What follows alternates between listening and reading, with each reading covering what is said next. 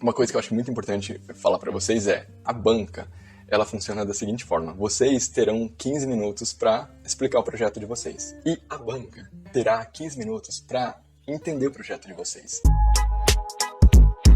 Defina com clareza a problemática e a potencialidade do seu trabalho. Aqui um ponto, você vai definir a problemática, a potencialidade e a resposta, que está no meio disso. E isso vai te ajudar, inclusive, no processo de concepção, vocês vão entender. Mas é muito importante que vocês definam isso para a banca, né? Uma coisa que eu acho muito importante falar para vocês é, a banca, ela funciona da seguinte forma: vocês terão 15 minutos para explicar o projeto de vocês. E a banca terá 15 minutos para entender o projeto de vocês. E aí tem um ponto importante aqui. Vocês trabalharam nesse projeto meses, no mínimo 6 meses. Alguns trabalharam anos até. E a gente tem 15 minutos. E a gente não tem 15 minutos para parar, te olhar assim e falar, perguntar, te interromper. Não. A gente tem que te escutar, a gente tem que olhar o material que está impresso ali. Tem o executivo, tem as pranchas de apresentação, tem você falando, enfim, é um caos. E a gente tem que não só avaliar o seu trabalho, como tecer essas críticas positivas ou negativas sobre o seu trabalho. Eu preciso te dar um feedback sobre isso. Feedback específico para aquele aluno que está ali naquela banca. Se você não definir para essa banca as problemáticas que você está enfrentando, como eu disse anteriormente, por exemplo, a topografia. A topografia até, de certa forma, fácil de se entender, né? Uma maquete, inclusive, consegue resolver isso muito bem. Mas, só para dar um exemplo aqui para vocês. Vocês têm uma problemática específica e uma potencialidade. Só que pode ser que passe batido isso para a banca. E aí, talvez ele não entenda o porquê do seu projeto, a complexidade do seu projeto, ou aquele ponto que você poderia ganhar muitos pontos com aquilo, porque você resolveu, por exemplo, algum conflito na malha urbana, no seu projeto, enfim, não sei especificamente, mas você tem um ponto muito importante, ou até a gente pode pensar também em uma condicionante intangível. Para quem não sabe, uma condicionante intangível, como eu chamo, por exemplo, uma condicionante que você não consegue ver, você não consegue tocar, como a topografia, por exemplo.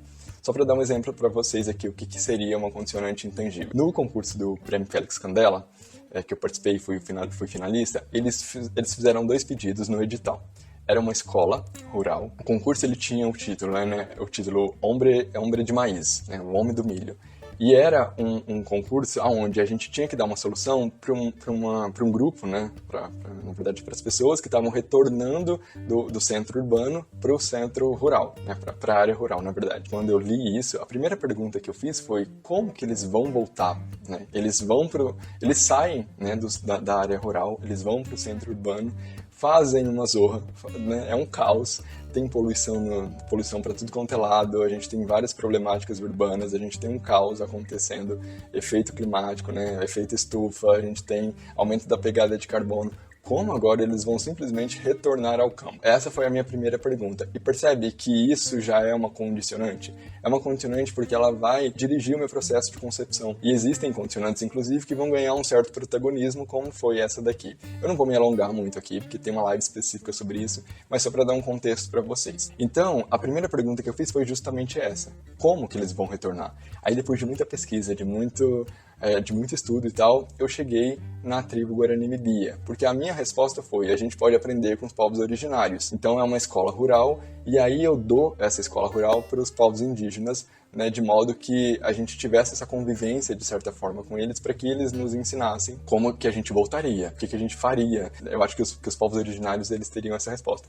E, para minha sorte, durante a minha pesquisa, eu achei uma tribo indígena brasileira que chama Guarani-Mibiya, que eles se intitulam os Guardiões do Milho. Então, né, foi perfeito. Enfim, então se vocês perceberem, essa é uma condicionante intangível. Perceba outra coisa, para a banca especificamente, né, um concurso tem uma banca avaliadora, inclusive essa banca do Prêmio Félix Candela tinha 2 brasileiros, a Carla Joaçaba e o Gustavo Trabo. Como que eu ia comunicar isso para eles? Uma condicionante tão intangível. Não está claro, não está explícita no processo de concepção. Aí eu vou explicar para vocês logo como que a gente faz isso. Mas, só dando um spoiler também, a gente vai fazer isso através de peças gráficas, de diagramas, de outras coisas. Então, voltando, gente, a gente precisa deixar isso muito claro para essa banca, porque o contato é muito rápido com o projeto de vocês. Se vocês não deixarem claro qual a problemática, qual a solução que você deu para aquela problemática, pode passar batido e ele não vai compreender o seu projeto. E percebam também que, por exemplo, vocês têm uma vantagem no TCC que no concurso não tem. No concurso a gente envia uma prancha.